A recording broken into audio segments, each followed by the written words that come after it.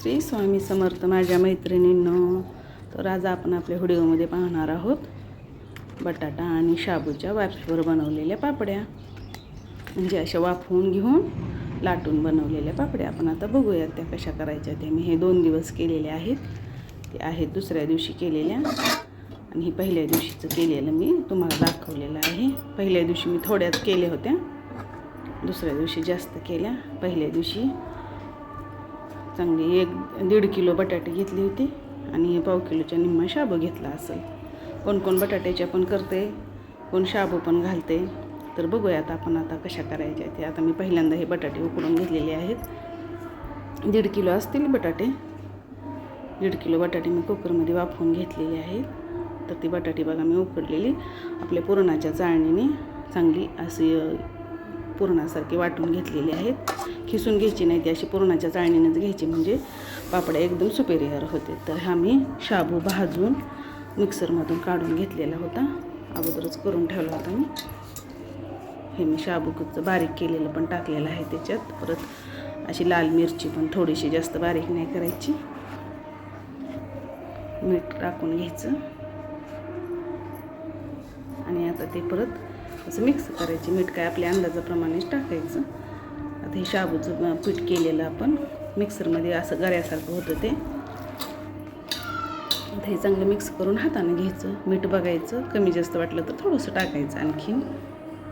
आणि हे भांडं मी घेतलेलं आहे, त्या भांड्याला थोडासा आणि हे पातेल्यात पाणी मी ठेवलेलं होतं आणि त्याच्यात एक प्लेट ठेवली आणि ह्या भांड्यात मी ती सगळं आपण केलेला लगदा ठेवलेला आहे. त्या भांड्याला थोडंसं गार पाणी लावून त्याच्यात ती लगदा वगैरे सगळा ठेवला आणि आता पाण्याला उकळी आलेली आहे.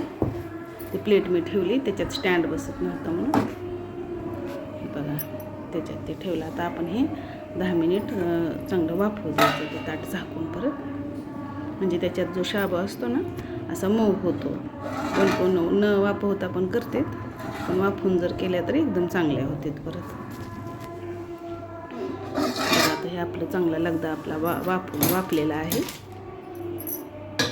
आता आपण काढून घेऊ.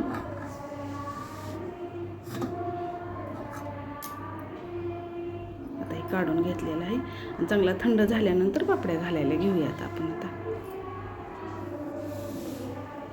काढल्यानंतर पण थोडंसं चांगलं एकजीव केल्यासारखं करायचं. थोडंसं आपण ते पुरी यंत्र घेतलेलं आहे मी आणि त्याला थोडं मेन कापड घ्यायचं आणि त्याला थोडासा उगं तेलाचा हात पुसायचा आणि आपलं ते बटाट्याचं एक गोळी करून त्याच्यावरती ठेवायची. जास्त जर मोठी पाहिजे असली तर जास्त प्रेस करायचं, थोडी कमी जास्त मोठी पाहिजे असली तर थोडं कमी प्रेस करायचं. आणि मी सावलीत बसूनच केलेले आहेत, घरातच बसून आपलं बाहेर पटांगणात सावलीत बसून केलेल्या. बघा अशा निघतात परत. मग मी थोड्या केलेल्या आहेत. हे आहेत 1.5 किलो बटाटे आणि शाबू असेल 150 ग्रॅम. बघा ह्या वाळल्या पण दुसऱ्या दिवशी लगेच वाळतात. मेन कपडावर तशाच लगेच वाळून निघाल्या. किती छान दिसते त्याच्यातली मिरची, कलर पण किती छान आलेला आहे. भरपूर झाले, 2 टोपली भरली माझी.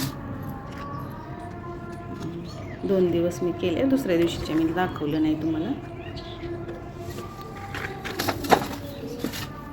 किती छान कलर वगैरे सगळं चाललेलं आहे. कलर पण पिवळा बटाट्याचा छान असा आलेला आहे. शाबू पण आता बघा हे एकदम त्याच्यात दिसत पण नाही आजचा शाबू आपण वाफवून घेतल्यामुळं. मिरचीचे तुकडे पण किती छान दिसते. आता तळून बघूयात आपण.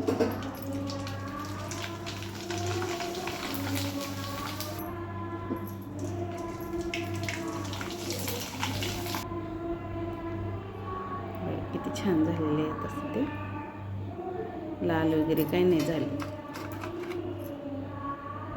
जास्त वेळ उन्हात वाळवायचे नाही. ते थोडा वेळ घातले ना, थोडा वेळ सावलीत ठेवायचे आणि एक थोडा वेळ 2 तास उन्हात ठेवायच्या. परत दुसऱ्या दिवशी पण थोडा वेळ ठेवायचे, पण जास्त वेळ नाही उन्हात ठेवायचे. बघा आवडल्या का मैत्रिणींनो?